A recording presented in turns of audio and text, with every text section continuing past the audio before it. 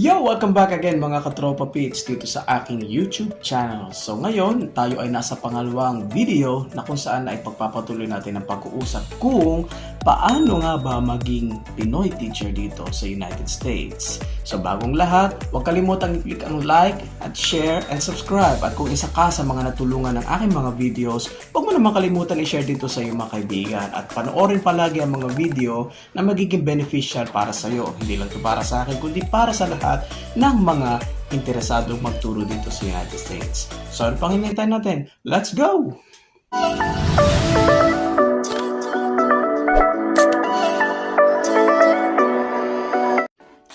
So yun na nga mga katropa pits. To sa nauna nating video, pinag-usapan natin ano na nga ba yung mga pwede mong ihanda, mga documents na maaring makatulong, especially sa pag-apply mo. At kung desidido ka na talaga mag-apply dito as a teacher, kailangan nakaprepare lahat ng documents. At kung hindi mo napanood yung unang video, panoorin mo lamang sa aking link na isi-share ko dito. Yan, so panoorin nyo yan.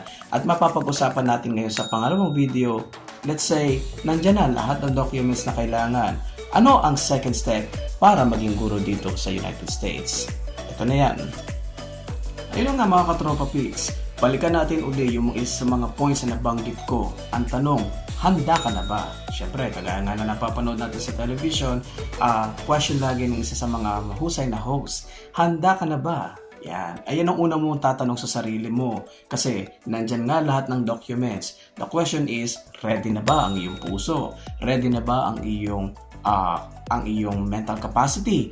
Ready na ba ang iyong emotion? Number one talagang emotion dito sa United States, mga katropa pits. Kasi, unang-una lagi mong iisipin, kaya ka lalayo sa ating bansa, of course, para makaipon, at the same time, para mapaunlad ang iyong buhay.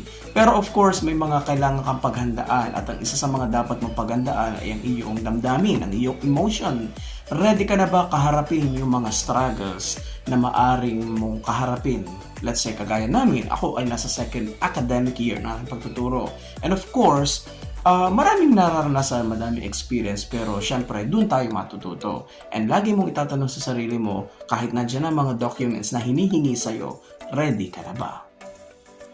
At ayun pa nga mga katropa pits, ayan, ready na lahat ng documents mo. Pangalawang bagay na kailangan mong isipin ay yung qualifications. Qualified ka ba? Let's say meron kang nakita sa internet, nag-type ka, nandiyan na lahat ng hinahanap mo, and may lumabas, we are hiring. Let's say dito sa state na ganito ay merong opening ng ganitong subject, ganitong needs na teacher. So kailangan, let's say for example English, kailangan ng teacher na English. The question is, are you qualified to apply for that specific position? Lagi mo tatandaan ay dapat kung ano yung tinapos mo, kasi dito sa United States, ito yung napansin ko, kung ano talaga yung tinapos mo, yun yung pwede mong ituro dito.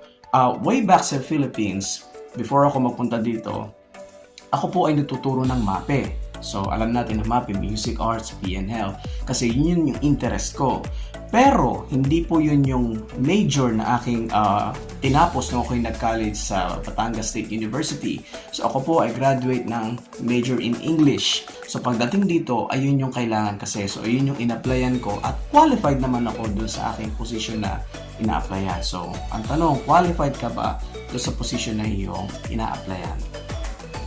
At yun mga katropa pits, ang isa sa mga requirement para makapag-apply ka as a teacher dito sa United States ay kailangan ikaw ay nagtuturo or currently teaching in the Philippines sa anumang aspeto, whether ikaw ay nasa private or nasa public. So meron mga magtatanong, paano Kuya Ron or Sir Ron?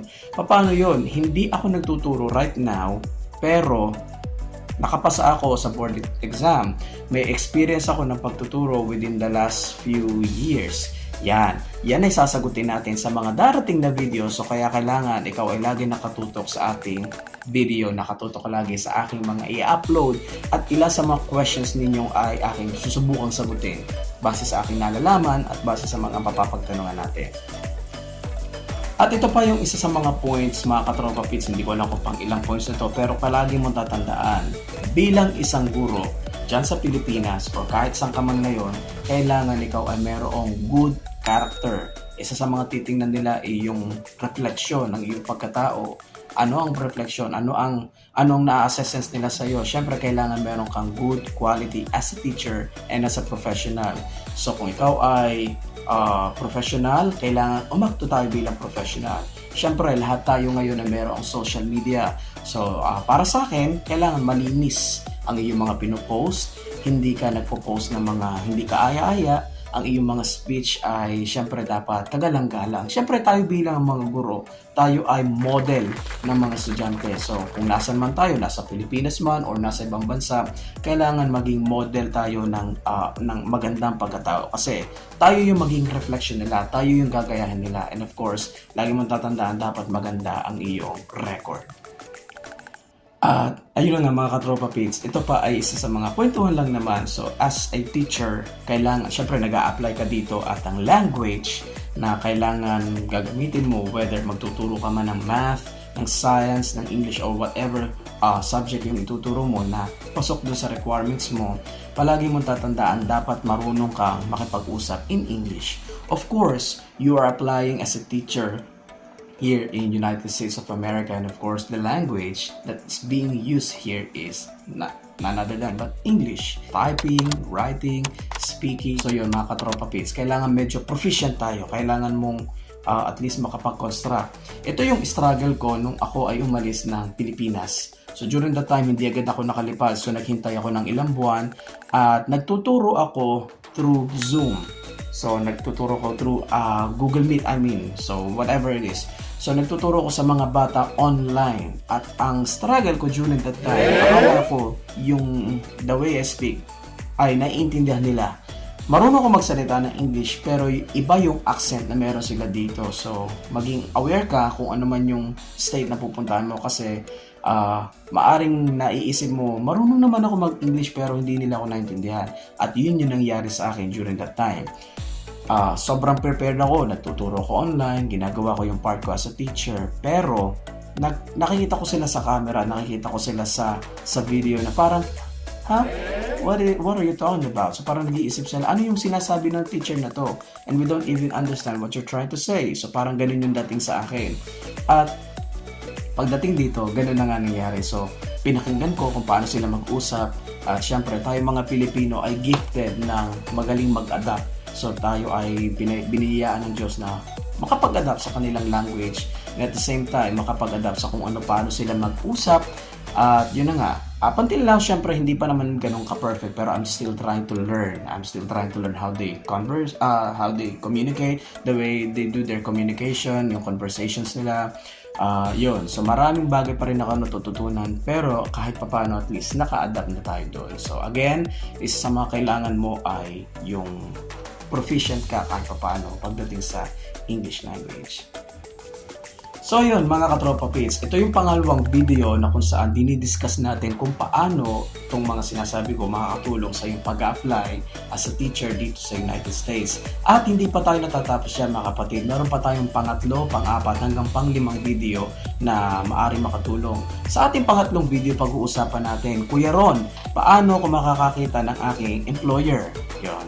Doon natin yan di-discuss. And of course, bago tayo magtapos, kung ikaw ay may question at kung ikaw ay natulungan ng video na to, type in your comment. Pwede kang magtanong at susubukan natin tanungin yan sa mga susunod nating videos. Again, bago tayo magtapos, don't forget to click like, share, and subscribe. At again, i-share mo to sa iyong mga kaibigan, i-share mo to sa iyong mga kapamilya para naman sila ay mayroon ding idea kung paano maging guro dito sa United States.